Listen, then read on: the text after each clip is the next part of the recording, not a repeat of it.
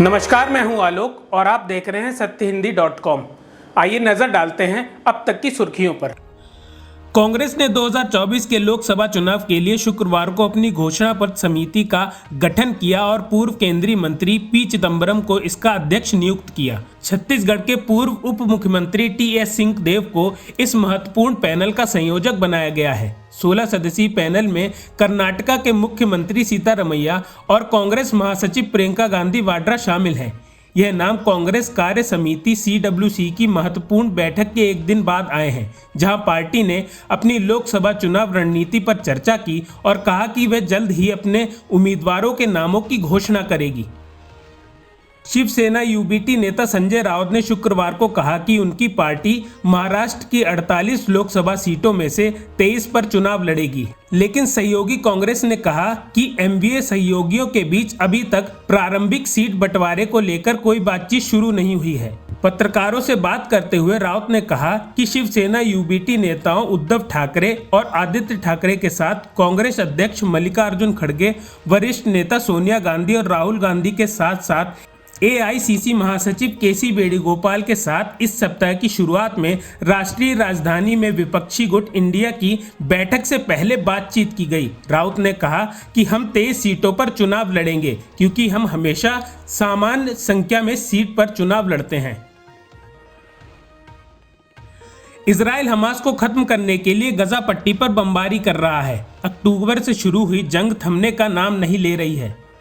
Israel पर आरोप है कि उसने शुक्रवार को सेंट्रल गजा के सुनीरात शरणार्थी कैंप में हमला किया, जिसमें 18 लोगों की मौत हो गई। संयुक्त राष्ट्र ने गजा में बिगड़ते हालात को देखते हुए मानवीय मदद के लिए प्रस्ताव पास किया है, जिसके जरिए लोगों तक राहत सामग्री पहुंचाई जाएगी। न्यूयॉर्क टाइम की रिपोर्ट के मुताबिक इजराइल ने गजा के सेफ जोन घोषित किए गए इलाकों में बमबारी की है। इजराइल का फोकस अब दक्षिणी गजा में है, जहां उसने 907 किलो के बम गिराए हैं। एक्सपर्ट्स के मुताबिक अमेरिका ने भी किसी भी देश के रिहायशी इलाकों में इतने बम नहीं गिराए हैं।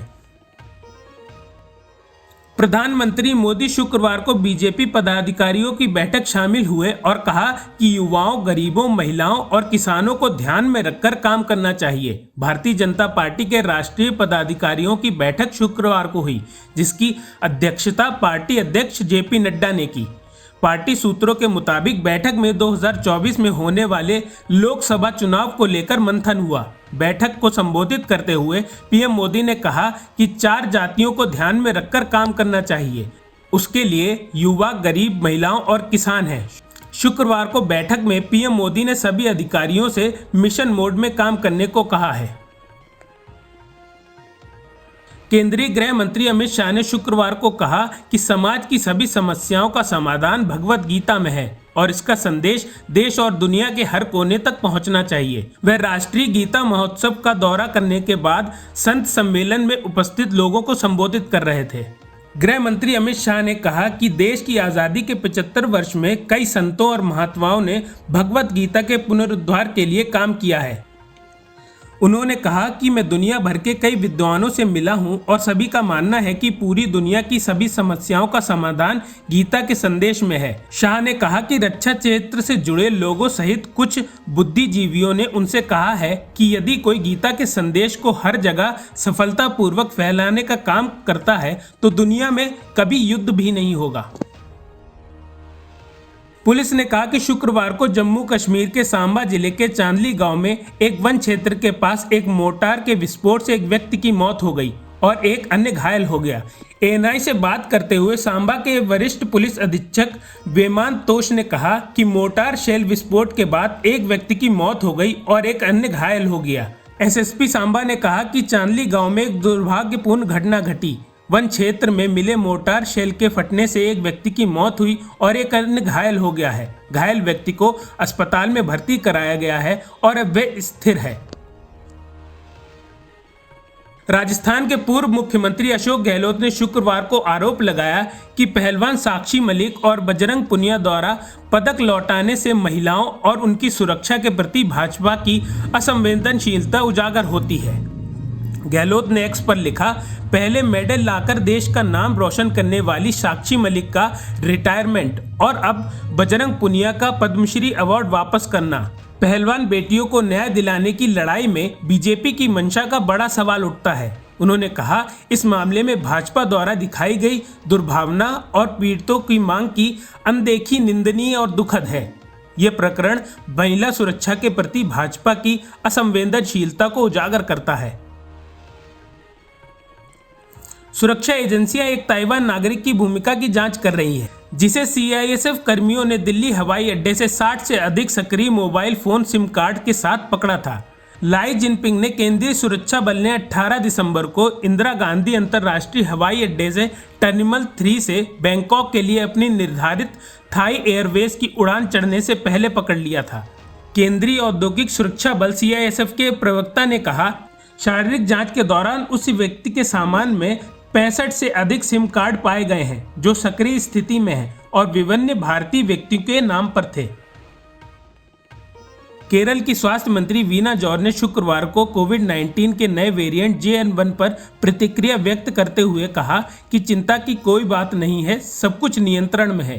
केरल के स्वास्थ्य मंत्री ने कहा, चिंता की कोई बात नहीं है, हमने पाया है कि कोविड मामलों की संख्या में मामूली वृद्धि हुई है। एक राज्य स्थित बैठक और एक मंत्री स्थित बैठक हुई। हमने नवंबर में जीनोमिक अनुक्रमण शुरू करने का फैसला किया है। उन्होंने आगे कहा कि अन्य राज्यों की तुलना में केरल के परीक्षणों की संख्या अधिक है और स्थिति नियंत्रण में है।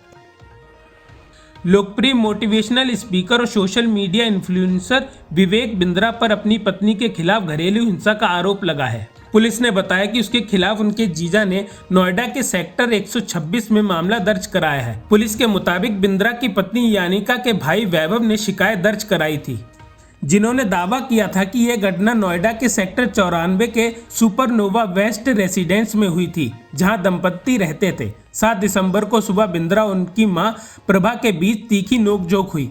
पुलिस ने कहा कि पारिवारिक विवाद के रूप में शुरू हुए मामले ने तब चिंताजनक मोड़ लिया जब यानिका बीच बचाव करने के लिए आई और बिंद्रा ने उस पर शारीरिक हमला किया। केंद्रीय कांग्रेस प्रमुख और विपक्ष के नेता मल्लिकार्जुन खड़गे ने शुक्रवार को कहा कि संसद के सांसदों का निलंबन दर्दनाक और निराशाजनक है और भारत के लोकतंत्र के मूल सिद्धांतों के लिए हानिकारक है। राज्यसभा के सभापति जगदीप धनखड़ को लिखे हुए पत्र में गृह मंत्री से हालिया संसदीय उल्लंघन पर बयान देने की विपक्ष की मांग को दोहराते हुए कांग्रेस प्रमुख ने कहा कि सरकार अपना रास्ता अपनाएगी, लेकिन विपक्ष को भी अपनी बात रखने का अधिकार होना चाहिए। उन्होंने आग्रह किया कि मुझे इसमें कोई संदेह नहीं है कि आप संसदीय लोकतंत्र के इस बुनियादी सिद्धांत को बनाए रखेंगे। एक मजिस्ट्रेट अदालत ने शुक्रवार को कांग्रेस अध्यक्ष और महाराष्ट्र के पूर्व मंत्री सुनील केदार और 5 अन्य को नागपुर जिला केंद्रीय सहकारी बैंक और धन के दुरुपयोग के लिए 5 साल के लिए कठोर कारावास की सजा सुनाई। अतिरिक्त मुख्य न्यायिक मजिस्ट्रेट JP पेखलेपुरकर ने 2002 के इस मामले में फैसला सुनाया। 6 लोगों पर प्रत्येक पर 10 लाख रुपए का जुर्माना भी लगाया गया। आरोपियों में सुनील केदार के अलावा NDCCB के महाप्रबंधक और निदेशक और एक निवेश firm home trade private limited के एक निदेशक शामिल हैं। इसरो के अध्यक्ष S सोमनाथ ने शुक्रवार को कहा कि भारत का पहला सौर मिशन आदित्य L1 6 जनवरी को अपनी डेस्टिनेशन पर पहुंच गया है, जो पृथ्वी से 1.5 मिलियन किलोमीटर दूर है। इसरो द्वारा 2 सितंबर को श्रीहरिकोटा के SDSC से लॉन्च किया गया था। भारतीय विज्ञान सम्मेलन के मौके पर सोमनाथ ने मीडिया कर्मियों से कहा, आदित्य L1 6 जनवरी को L1 एक बिंदु के प्रवेश करेगा। यह अपेक्षित है। उचित समय पर सटीक समय की घोषणा की जाएगी। Shahrukh Khan starrer film Dunki cinema घरों में रिलीज हो चुकी है। इस साल रिलीज हुई शाहरुख खान की पठान और जवान जैसी फिल्मों के बाद डंकी से भी काफी उम्मीदें हैं। डंकी ने रिलीज होते ही बॉक्स ऑफिस पर धमाकेदार कलेक्शन किया है। फिल्म का बॉक्स ऑफिस कलेक्शन 35.23 करोड़ रहा है। वहीं दूसरे दिन बाहुबली स्टारर प्रभास की फिल्म सलार की रिलीज ने डंकी की कलेक्शन पर असर डाला है। सलार की रिलीज के चलते डंकी ने दूसरे दिन कलेक्शन में लगभग 30 करोड़ के आसपास ही कमाई की है। वहीं रिलीज के तीसरे दिन फिल्म में एक बार फिर रफ्तार पकड़ी है। अफगानिस्तान के खिलाफ 11 जनवरी को T20 की घरेलू सीरीज शुरू हो रही है और इसमें चोटिल सूर्य कुमार यादव नहीं खेलेंगे। सूर्य कुमार यादव साउथ अफ्रीका दौरे पर टखने की चोट लग गई थी। अफगानिस्तान सीरीज में उनके चोट से उबरने की संभावना कम है। सूर्य कुमार बेंगलुरु स्थित नेशनल क्रिकेट एकेडमी में रिहैब कर रहे हैं। अगर यह सब कुछ ठीक रहा तो सूर्य कुमार फरवरी से पहले सप्ताह तक फिट हो जाएंगे। उम्मीद है कि सूर्य कुमार आईपीएल से पहले फरवरी में होने वाले घरेलू टूर्नामेंट रणजी ट्रॉफी में खेलकर अपनी फिटनेस साबित करेंगे। अब तक की सुर्खियों में बस इतना ही। आगे की खबरों के लिए बने रहिए सत्यहिंदी.com पर।